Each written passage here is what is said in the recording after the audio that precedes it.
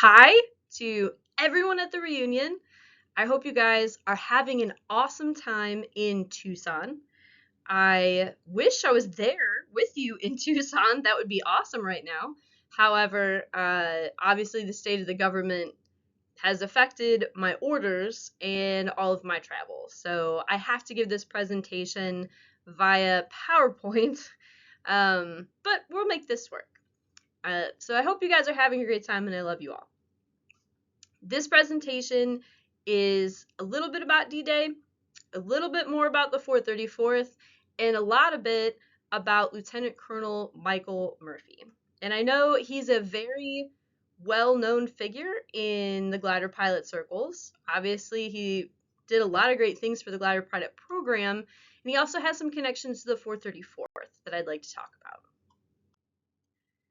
Real quick, if you weren't at last year's reunion and you didn't hear me speak, my name is Master Sergeant Courtney Werth, and I am an in-flight refueling technician by trade. So my job is to offload gas to other airplanes when they come up to our airplane to get some. And you can see behind me, I have a boom right here. It's a huge, this is my office. I have a big picture of it. But this is a boom, and this is what I use when I go to work in the airplane. I do this for the 434th Aerial Refueling Wing out of Grissom Air Reserve Base in Indiana. We used to be the 434th Troop Carrier Group in World War II. And I started doing research for our squadrons in 2022, and now I am the Vice Wing Historian, which is a completely kind of made up job, but it actually has worked in our advantage. I can back up our wing historian, and we work together on some projects, which has been awesome. And it's been really fun, and I really like doing history for the unit. And additionally, I am part of the Leon B. Spencer research team for the World War II Glider Pilots Association. And I specialize in the 434th Troop Carrier Group, so the 71st, 72nd, 73rd, and 74th Squadrons. So as a vice wing historian now, how am I going to reach our airmen with the history that we're finding out? I think it's very important that the airmen understand our history because we still fly the ribbons on our guidons for all of these conflicts, and I think it's important we understand where they come from and who got them for us. If you don't know what a guidon is, it is this flag here in the middle. You see one commander is passing it to another commander. This is a change of command, and the flag represents the squadron. This is the 72nd guidon, and you can see the colored strips on the side right here. That's the ribbons. We have all the ribbons from all the conflicts that we've been awarded them for, and I think it's important that we understand where we got them if we're going to display them. So we do this in a couple different ways. We use a lot of symbology for sure, a lot of patches, anything with nose art, airplanes. People love the visuals. They love the old pictures, the Signal Corps photos. Those go over really well. We try to keep things broad and understandable. We don't go into too much detail. I don't try to overload them with too much history too soon unless they're interested or unless I can present it in a more strategic way that gets them to be interested in it instead of their eyes glazing over, because there's so much of it. We do use a lot of humor, for sure, and most of you are family members of veterans, and you have probably experienced a moment where your veteran didn't necessarily talk about their time in the war. They didn't really ever bring it up, and then you went to a reunion with them, or you went somewhere where their veteran friends were there, and it was a completely different story, right? They get around each other, they start laughing, they're hilarious, they've got all these funny stories, they're making fun of each other, and it's generally a good time. And I find that across all veteran classes. My dad's a Vietnam vet, and his generation does it. My generation loves humor. So we do a lot of making fun of each other. You can see down there making fun of our first shirt because he kind of looks like our World War II first shirt. And even though he's smiling, he's usually scowling like this. So he's kind of a reincarnation of our World War II first shirt. And then personal accounts and stories. I think that's probably the one that is the funnest, like recounting a story of something that happened with the unit that was interesting. And one of the biggest stories we found when we started looking up the unit's history was actually the story of Michael Murphy and the overweight glider going in with General Pratt on D-Day. We were not aware that we had anything to do with anything like that until we started looking into the unit's history.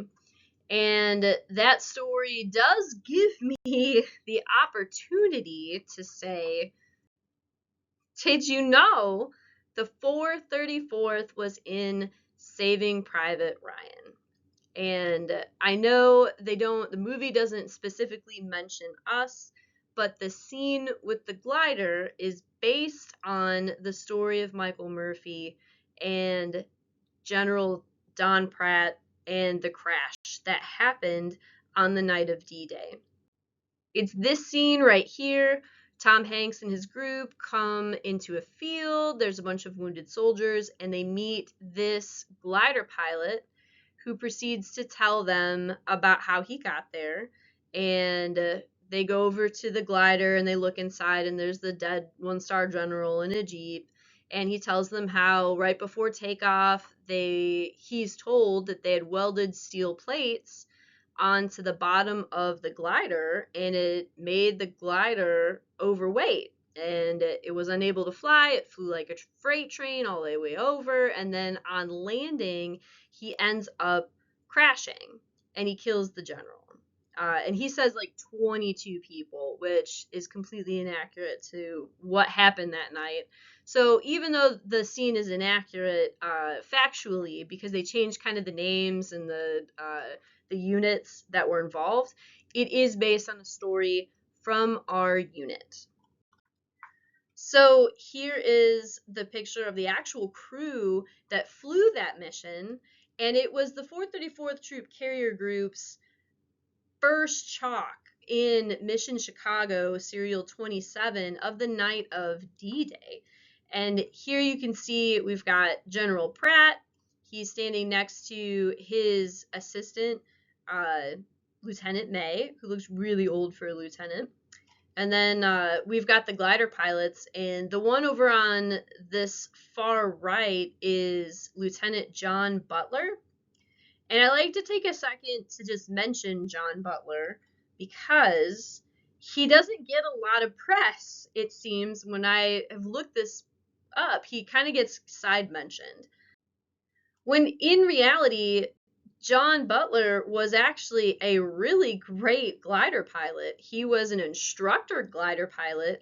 His memoirs talk a lot about giving check rides. So he was a check airman, which means he had to be really good. And he references being an instructor over 100 instructors at one point during training. And he gets selected by the Troop Carrier Command to go over with Murphy, and Murphy asks him to fly this D-Day mission, and he accepts it, and he loses his life on it. And I don't want to forget that he was there, and I want everyone to know that he was there, and he was a great pilot, and that factors in to later on how we discuss the accident that happened. So let's not forget John Butler and the fact that he was there and he was awesome, and he did lose his life that day tragically.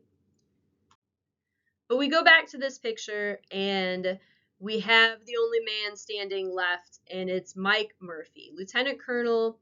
He is referenced quite often as the lead glider pilot, the senior glider pilot for all the glider pilots. He was heavily involved in the training of glider pilots and the development of the training programs. He worked for the 1st Troop Carrier Command, helping out how to make that program the best it could be.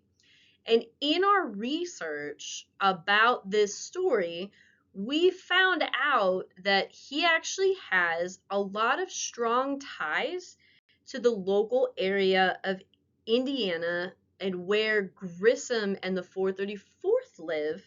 And he spent a lot of time around here doing aviation stuff. And that's actually really relevant to our unit and our airmen.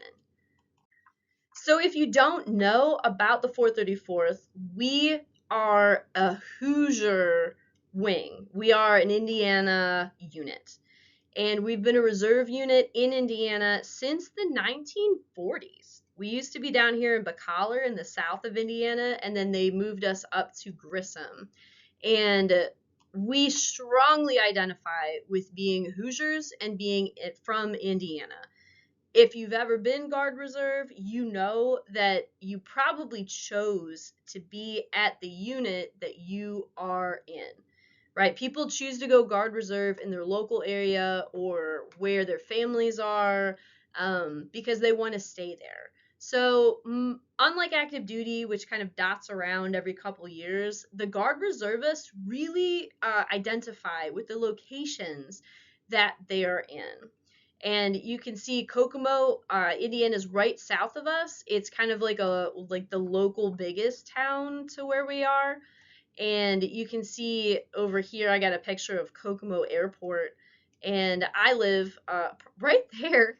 So I'm really not that far away from Kokomo Airport. It's kind of to the northeast of Kokomo proper. And Mike Murphy actually has some history with the Kokomo Airport. He operates it in the 30s for us as a city, although it wasn't this specific one. This is like a new one from the 40s. In the 30s, we had a different one that was kind of more into town, but he is associated with running one of the airports from Kokomo. So, Lieutenant Colonel Michael Murphy was actually born in Illinois in 1906. The Hoosiers are not going to hold that against him, but he moves to Lafayette, Indiana pretty quickly as a kid and spends most of his childhood in that area. So Murphy's aviation history starts in Lafayette. He's already living there, makes a lot of sense, and he gets his private pilot's license in 1928. And he learns how to be a pilot from his lifelong mentor, Captain Lawrence Arrett, this guy right here, who is kind of famous to Northern Indiana aviation history himself. He was here managing Kokomo Airport. He managed Stambaugh Airport, which was the precursor to Lafayette's Purdue Airport once that stood up. And then he managed Purdue's airport. And then he had his own instructor school until the 70s. Like, he was a very well-known instructor. He was not a barnstormer. He was not crazy pilot guy. He was known to be a very good, solid instructor, kind of like that responsible dad. He lost a lot of friends and his own mentors during the early age of aviation. He was quoted for telling his students, if there's something goes wrong, the airplane will probably be okay, but the people inside it will not. And that was based on his own experiences with airplane accidents. So he was a very good instructor, a very thorough instructor, a very well-known instructor, very well-known to the area kind of guy. And he notices this lanky kid hanging around the airport, this Irish kid, that starts doing odd jobs to try and put himself through in pilot training, and it's Mike Murphy.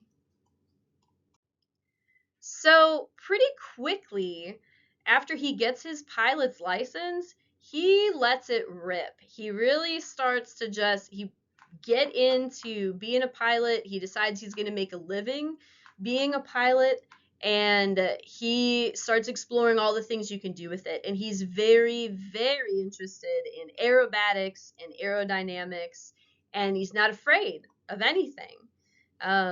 He does stuff with airplanes that people hadn't seen before.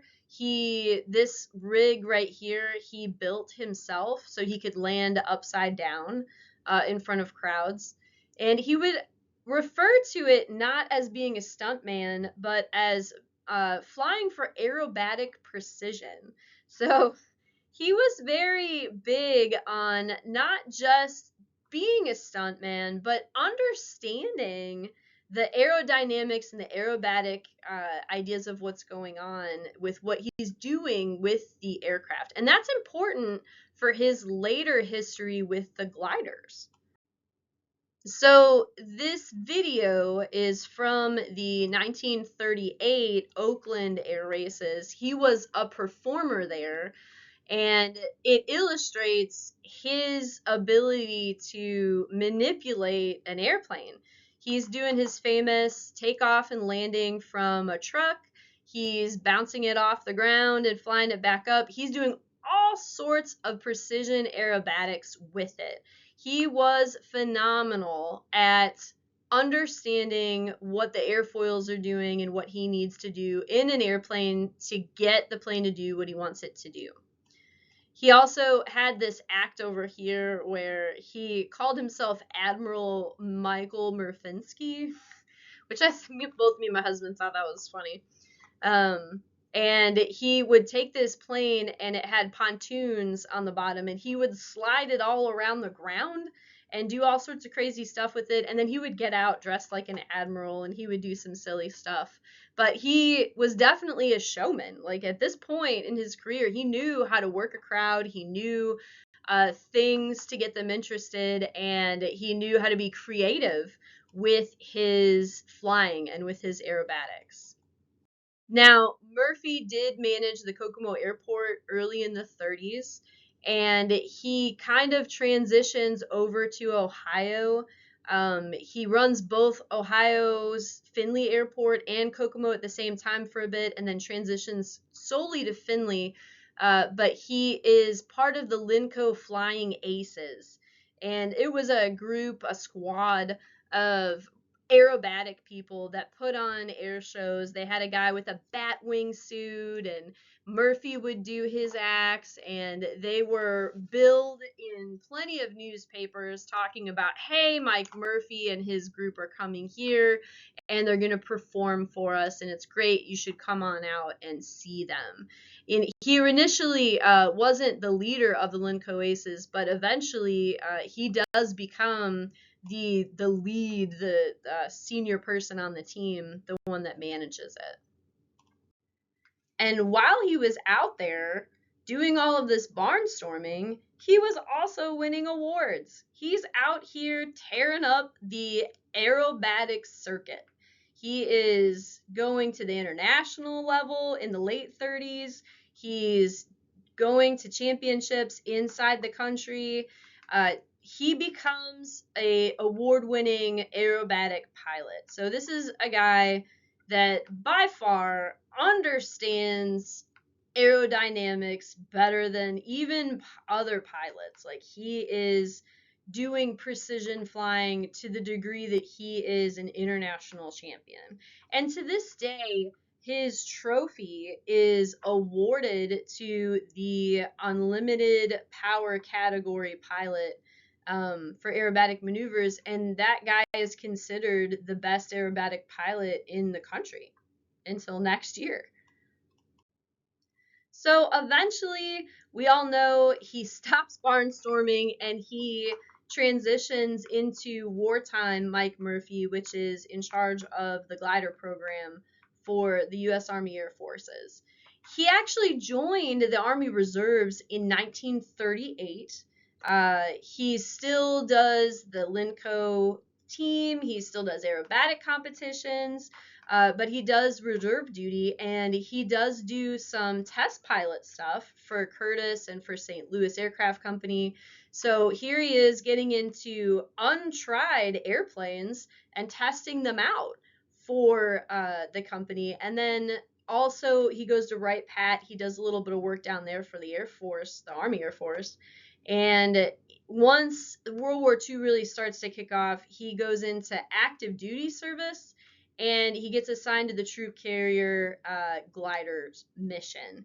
And it becomes really apparent that the glider program needs somebody like Mike Murphy to run it. This is a guy that understands what to do with wings that don't have power.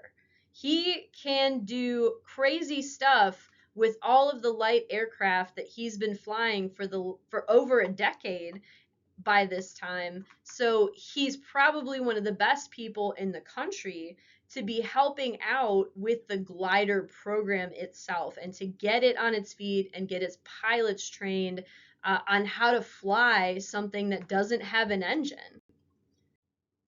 And I really like this quote from Mike in 1942 because it really exemplifies how uh, strong, how much he believed in what he was doing. And all the quotes I've read from him were pretty similar, but within 6 months, you'll hear as much talk about gliders as any other type of airplane. They will be used as extensively and as effectively. They are ideal for the rapid transportation of airborne units and supplies.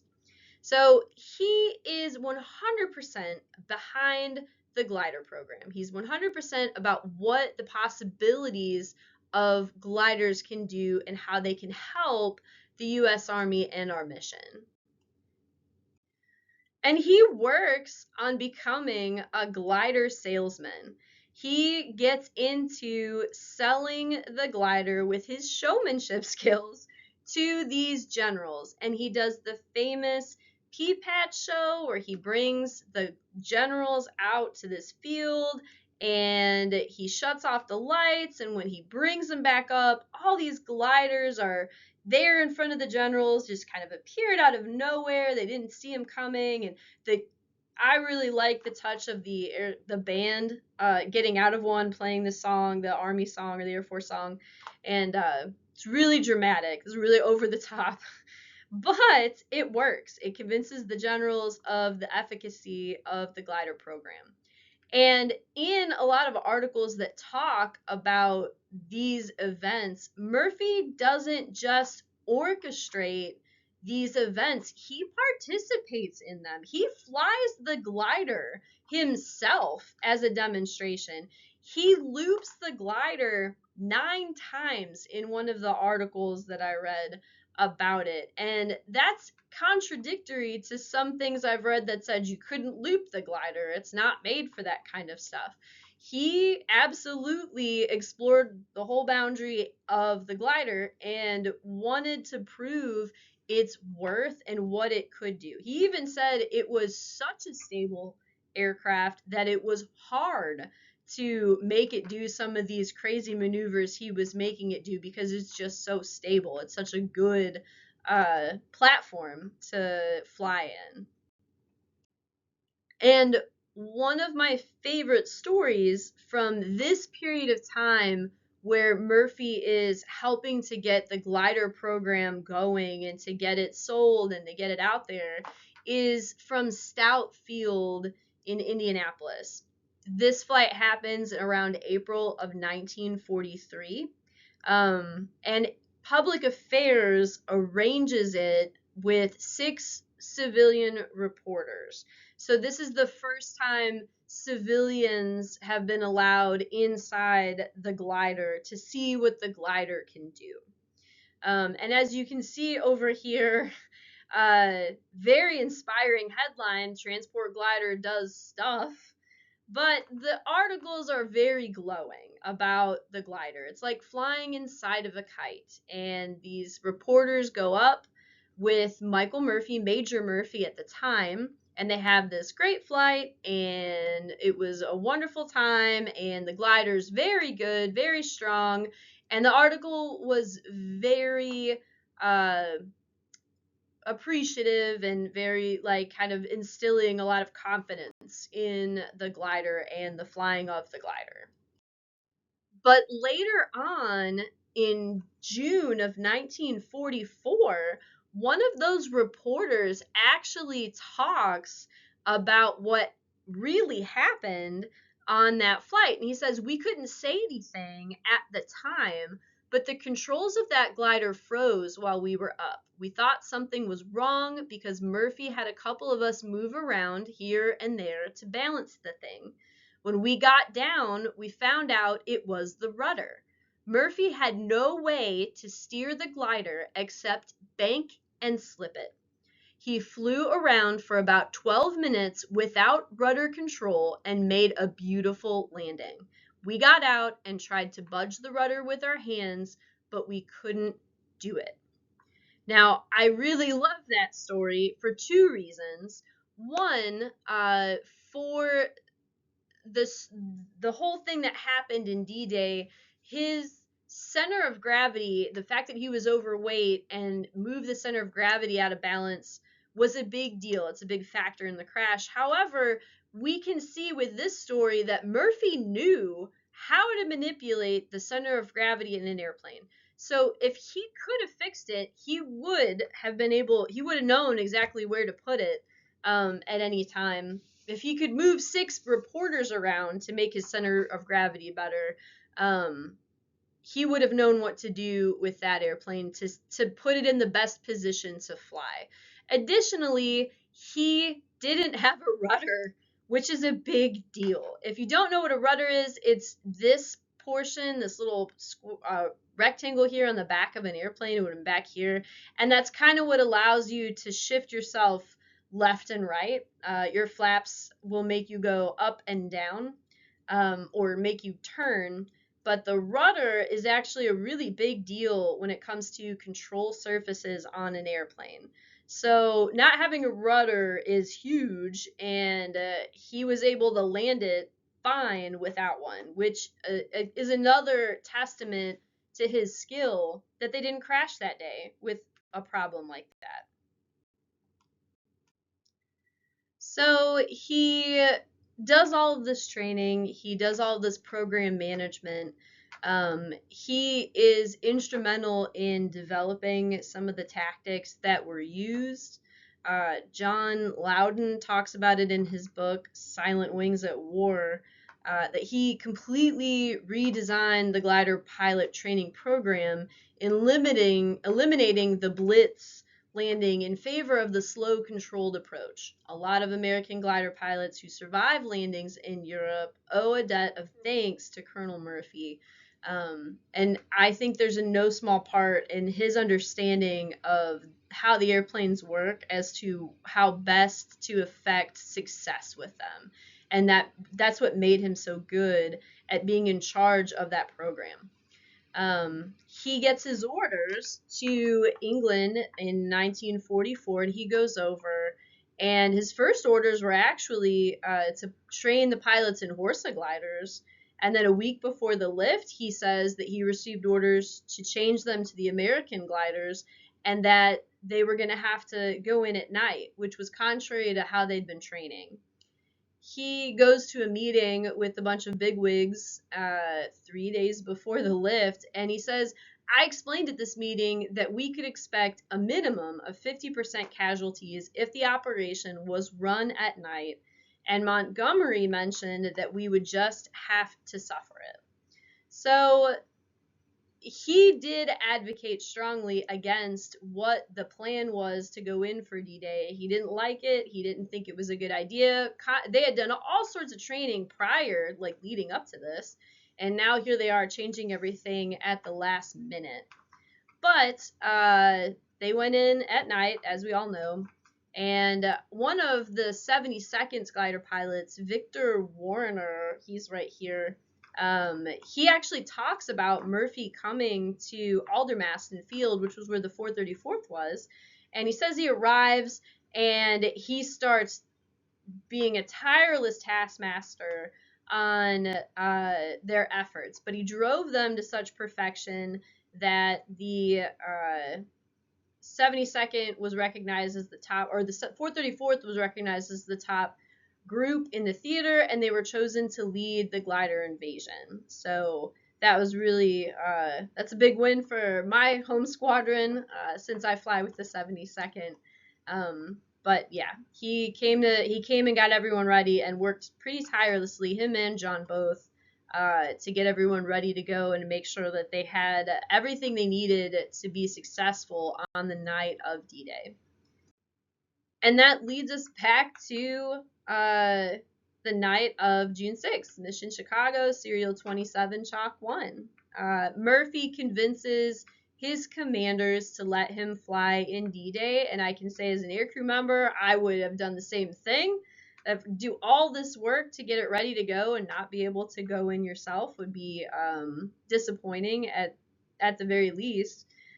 He was also charged with finding out as much information about the glider movements, taking that back to the 1st Troop Carrier Command, and continue to work on the program. So there's no better place to do that than being in the seat and actually doing the thing. So he goes out and he flies the mission that night, and it happens as pretty much kind of what the rumor is, I think, or the way it's been described. He was overweight, his center of balance was off, and there's a lot of factors into the crash. You can see over here they have the Fighting Falcon that they took a picture next to, which has its own story, and they didn't fly that specific glider in that night. That was kind of chucked into the back, and they switched it out with this one, and that's the aftermath of the wreck that they had when they landed.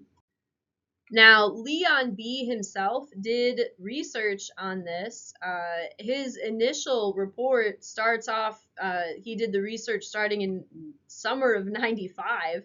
So there's quite a lot of effort into finding out like the real story and getting all the facts down. And I understand why he wanted to get the facts down, because I've seen a couple books now where I read the account and I'm like, well, that didn't happen that way, or that's off, or there's some facts in there that aren't correct. So Leon B's write-up is probably one of the best write-ups that I've read of the account. It's very thorough. And it basically tells us that, yeah, he was overweight, and he knew he was overweight. Victor Warner was in glider number 2, and he saw the glider take off, and it took a long time for the glider to lift off the ground, which is commensurate with being overweight and having a bad center of balance, and how an aircraft would have a hard time dealing with that. You would definitely need a lot of runway to get off the ground. And then later on that night, they get over, and he touches down. He thinks at about 80 miles an hour, and that's at least 10 miles over the normal landing speed of 70. And Victor talks about watching him once they get up over the peninsula. Instead of going in, he pitches up and he tries to get himself some altitude. Later on, that's kind of described as like Murphy's trying to figure out what's going on with his glider, so he needs altitude. He needs some distance above the earth to figure out how he needs to approach the landing. So instead of doing his normal maneuvers like he briefed everyone else to do, he kind of gives himself a little bit more space to kind of settle into what he needs to do. Additionally, the brakes didn't do anything on the wet grass that night. There was dew-covered fields, and he estimates that he slid about 800 feet when the normal stopping distance is 200 to 300 feet.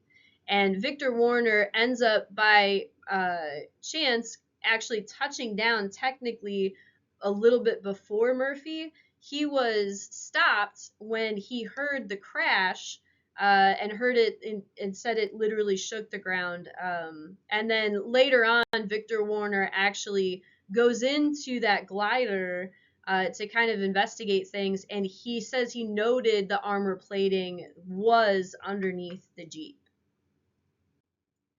Now, Victor also says in his memoirs that Murphy knew that they were slightly overweight prior to takeoff. He knew that they were going to have the Jeep, the crew, and his passengers. And then they added the command equipment and the cans of gas and everything. And he knew that with all of that, he was going to be a little bit overweight, but it was acceptable. Most of the gliders going in that night were going to be packed and probably over limit, but not grossly so that it would probably be like a huge factor. But then you add the potential for what those metal plates would have weighed, and now you've got a more dangerous situation. And not even just the weight, the center of balance is actually a really big deal to airplanes. The boom operators on the 135s are the ones that run the center of balance calculations. So I'm fully aware, like, nobody wants to tip an airplane on its tail or land in such a way that you're going to have an accident because you're out of balance. And I think some other important factors that night were, I mean, it was night flying. And even though Murphy's an experienced pilot, he's probably one of the best pilots, night flying is challenging for anyone. There's a reason that we practice it specifically as an aviation task, because it is it's different than day when you have all of your senses around you. And that was disappointing for the glider pilots that, after all this practice in dawn and dusk, now you're going in at night. Sorry about your luck. He was also fatigued. He talks about that. Him and Butler had spent hours over the channel at this point, trying to wrestle this glider into submission while they made their journey. And obviously that's difficult, made compounded by the fact that they were behind a C-47. Like, you can't just do anything. You're on a tow rope. You have to stay in position for those hours. You can't just do whatever you want and take a relax. You got to be really mentally caged in. So I'm sure there was a lot of pilot fatigue. Obviously the French terrain was a big deal. There's lots of talk about that, and the fields and how small they were, and all those poplar trees, and it was just a big kind of like mess for them going in. And then from what I understand, they had a tailwind of 27 knots or miles an hour, and that's a lot of tailwind. We don't fly with that tailwind, and we're tankers, whole ass jets. Typically on landing, you want a headwind. You want to fly into the wind so it can help slow you down. You don't want wind behind you pushing you forward. That would be not a good thing. So that's not helping him slow down either. And they had rigid landing patterns. He actually talks about this when he gives his account in D-Day with the Screaming Eagles. He talks about how if he had not had to stay with the rigid landing pattern that was set to deconflict the other gliders and keep everybody from crashing into each other, he probably would have landed just fine if he could have come around the other direction and landed. So he kind of cites that as a potential problem for him.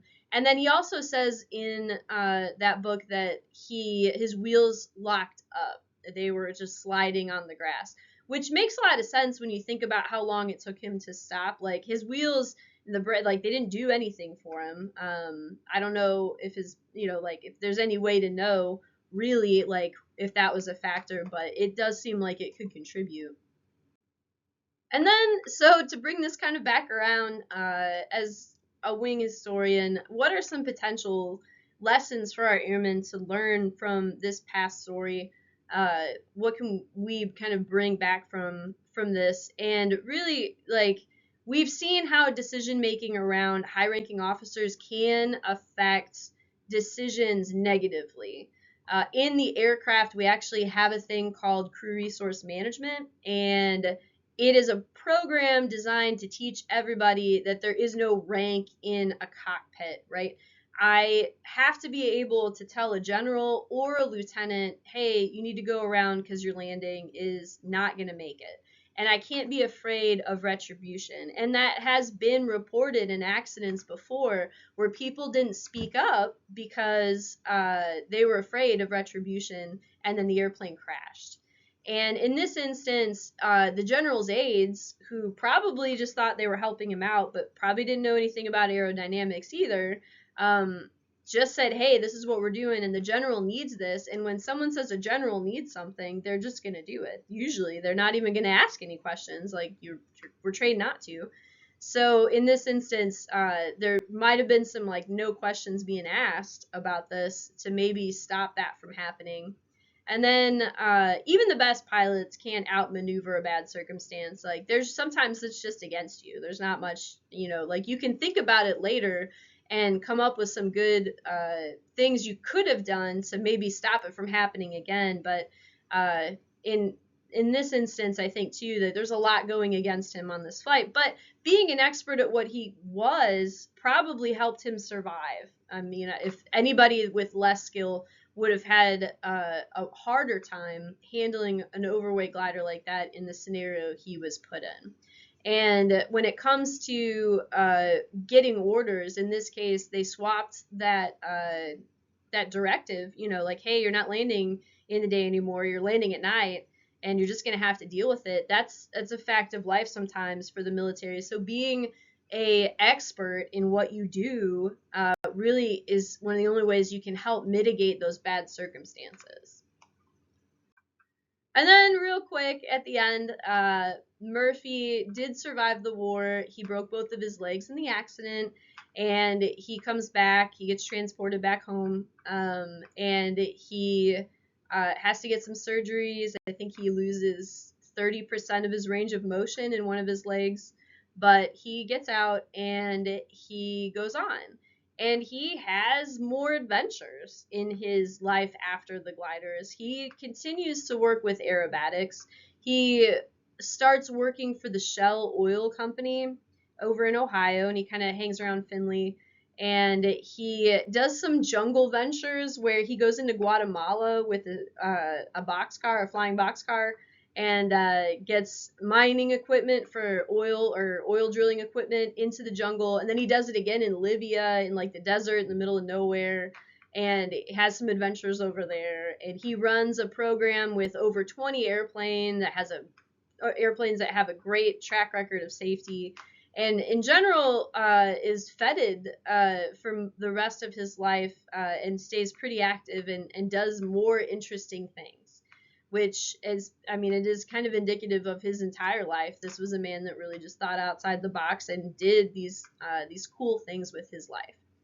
And he ends up passing away in 1981 at the age of 74.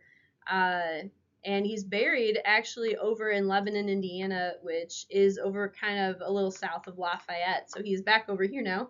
And yeah, so that is kind of a history of Mike Murphy and what we're tracking here at the 434th, and how we kind of broach the subject and some of the things we've kind of learned about him and about this to talk to our airmen about, and keep trying to get them interested in the history of the unit and the history of gliders, the history of what we did.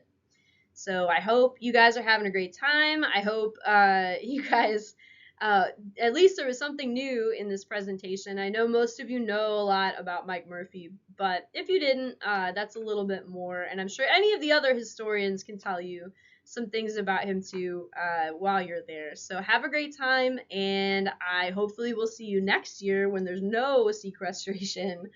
And have a great day.